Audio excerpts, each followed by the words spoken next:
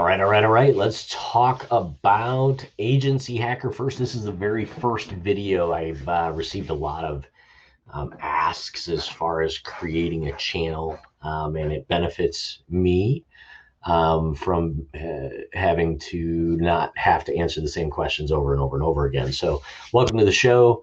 Welcome to this episode. My name is Bradley Bennett, and we're creating a channel called Agency Hacker that talks about our industry and provides some interesting and useful tools that allow people to hopefully excel within building and structuring an agency. So I wanted to start off this very first episode with an introduction, and then probably the single most important thing from my history within agency work and what causes success or failure. And that is what we call the 3 Ws. So I'm going to add in this presentation slideshow. I'm going to explain each slide. I'm also going to make the slides available to you to review, download, etc. within a link.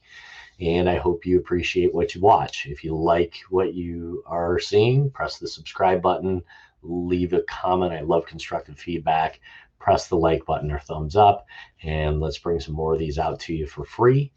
And hopefully this helps you in your journey as far as creating a successful and profitable agency. All right, let's get started.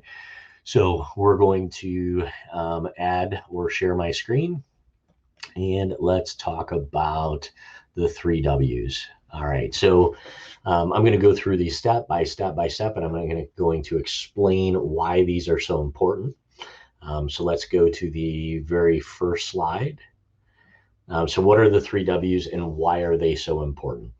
When I look at everything that we've done, what we've accomplished, and also what we failed to accomplish, and most importantly, what we failed to accomplish, it all tracks back to the 3 Ws. So when we're successful, when we've been successful in the past, I can say that the 3 Ws were implemented properly within the structure of a marketing campaign or even a sales presentation. And also when something fails, I can go right back and point to why something wasn't successful because we didn't hit on one of the 3 Ws successfully. All right. So let's go on to the next slide. So the first W stands for what is it? When we're in sales mode or we're in marketing mode, it's important to understand that it is our responsibility to ensure that we clearly define what our product or service is. So what we see, generally, we're pretty good at this from a marketing perspective when we look at the digital side of clearly defining, so it says clearly define, you need to clarify, clearly define your product, explain what it is, but more importantly, what it is not. So one of the successes we see, or one of the failures that we see, is when we clearly define or we oversell our product, and then people make a purchase and then they realize that it was something, or they expected something that it isn't. Show superiority without arrogance. So your product or service isn't perfect. No product or service is. Giving a false sense of perfection will only cause future failure. Don't oversell. Okay? I cannot state that enough. When you get into agency work, you've onboarded however many clients, the very first problems or hurdles that you're going to have is that you didn't clearly define what it wasn't. And then a month or 2 months or 6 months down the road, the client comes back to you and says, hey, what about this? I thought that this service provided this end result. And the reason why that happens is because you didn't clearly define what it wasn't. Okay. I can't say that enough. So clearly define what it is, but also clearly define what it isn't. If somebody is buying an engine for a car, don't make them assume that they're getting the transmission as well. Okay. It's pretty simple. Next, what does it mean? So the second W is what does it mean? If it isn't clearly defined, it doesn't add value. Okay, so you're selling whatever the widget is, whatever you're trying to sell, whatever you're trying to market. This is probably where most websites fail in their messaging. So they're good at here's what it is, now make a decision to purchase, but they're not explaining the why. They're not, clearly defining why somebody should make a choice as to whether they should buy this product or service, or maybe currently, replace their current solution within that mindset. And I'm going to give some examples on this. We're not going to make this a long video. It's going to be about another 5 minutes. And I hope you like it. But if it isn't clearly defined, it doesn't add value.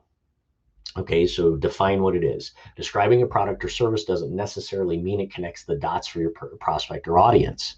So when you're sitting there and you're getting the bobblehead response from whoever you're talking to, they're not getting it. They're doing this, but they really mean this. Okay, it is your responsibility to explain what it is and what it means. Don't expect your prospect to do that for you. Don't expect your visitor on your website to do that for you. This is the number one failure in digital. Number one failure. How does this add to or replace a current solution? So if you're there and you're trying to add value with a product or service that isn't currently in place, you must clearly state that. You must clearly state what the advantages are. Where we get a lot of pushback from our prospective clients is when we go in and this product or service is a replacement to what they have, and we did not clearly define why they should make that change. So if you're pitching replacing their current hand soap dispenser as an example, clearly state your intended solution is to replace their current solution. Your prospect will not always clearly understand your intent. And I'm going to give a very good example on this.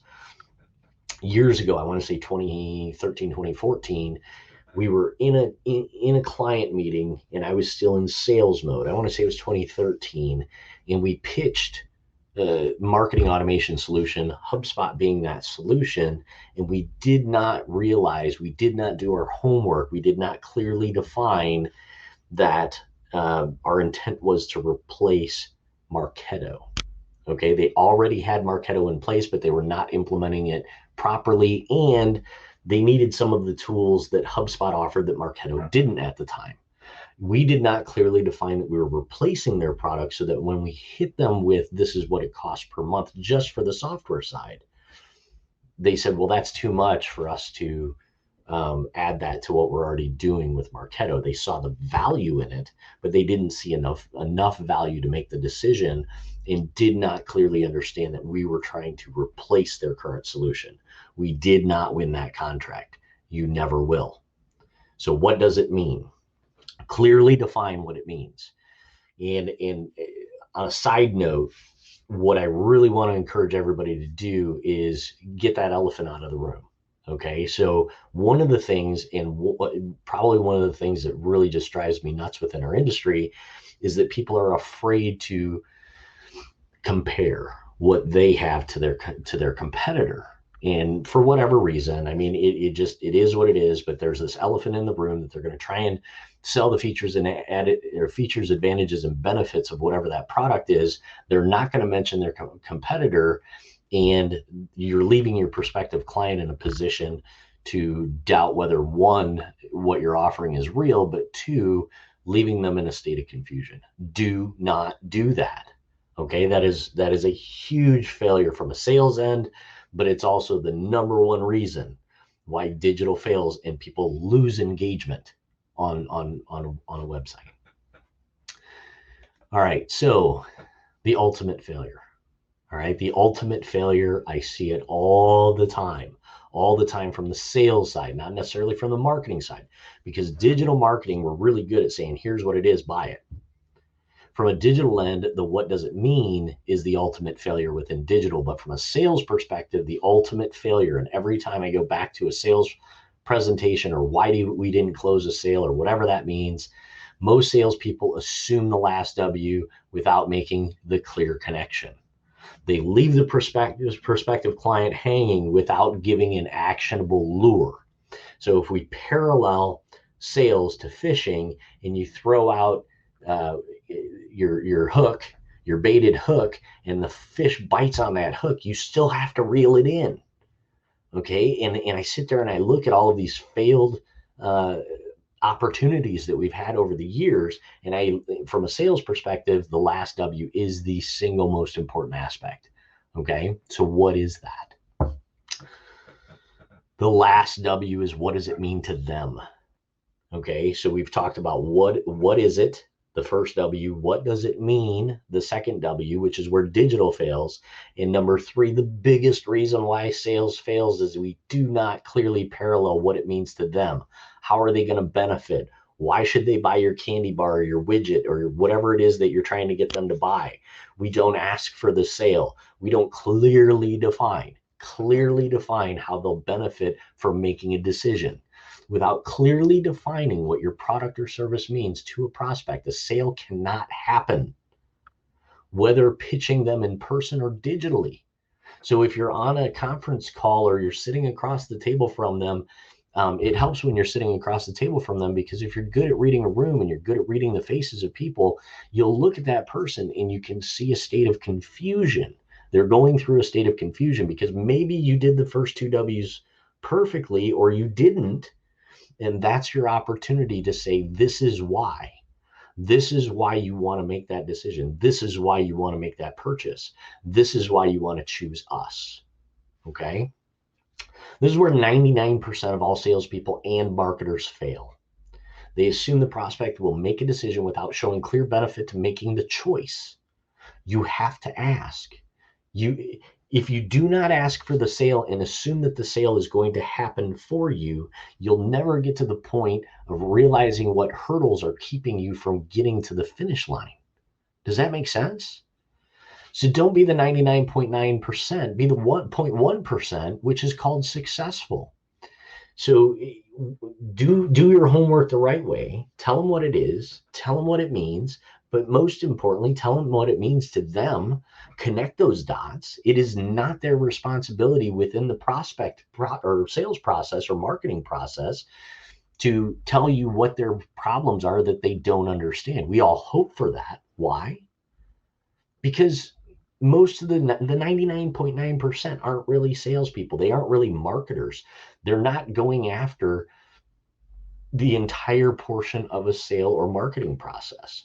They're throwing out a baited hook and hoping that somebody's going to bite on it. And that does not happen. It is not realistic. Okay? Don't be the 99.9%. Be the 0.1%. That's called successful. What's in it for you? Right? So obviously, and this is my reach out to the sales world and the marketing world. Higher close rates, more money, and more success. That's why you're here. If you started an agency, you didn't do it to earn minor ducats at a thankless job. You go and work at Jeep or Chrysler or Ford or a manufacturing job or a production job if you're just looking to punch a clock and earn minor ducats, earn in exchange of money for time. You're looking to maximize every opportunity and every sales opportunity, marketing opportunity that you have so that you can engage with your audience and get what? Money. That's why you did it. Okay? If not, just quit. But the reason that I'm creating these videos is because I don't want you to quit. I see the same questions over and over and over again, and I'm hoping to get people past that point. I'm hoping that I can solve a little bit of confusion, help people make some positive traction within where they may be stuck with these different videos, and then also maybe pass along that this exists, right? That there's a resource out there that helps people be successful on different areas. Any questions? I love getting constructive feedback. Okay, so if you have questions, I want to answer them. Like, subscribe, follow, right? What are your thoughts on implementing? What are some of the struggles that you're having? Hit us up on our Facebook page. Hit us up on the comments in the YouTube channel. Get involved. Okay. One of the very first things that from a corporate position that I learned that didn't really hit all at the same time was I had a boss that said, always be a student of your industry. And if you're not willing to be a student within your industry, you've already failed. Okay, so be the student. I am still the student. I still follow other people. I still go through and read and learn, and I'm a constant sponge because I don't think I know it all. And I've been doing this for a while. And most of the people who are successful and are continuing to grow themselves within their industry, within the agency side, They will openly tell you that they're always a constant student. They're always learning. Be that person. Leave a comment on this video. Again, I love constructive feedback. Hit us up with your questions. We'll answer them. That's what we're here for. So get in touch with me. YouTube channel, we're working on a custom channel. You have to be custom, or you have to be in place for 30 days. We're just starting this. This is video number 1. Look us up on Facebook, keyword term agency hacker, and don't forget to like and subscribe. I appreciate you following me on this video. I hope you watch the next one. The only way that happens is if you press the subscribe button. Have a great day.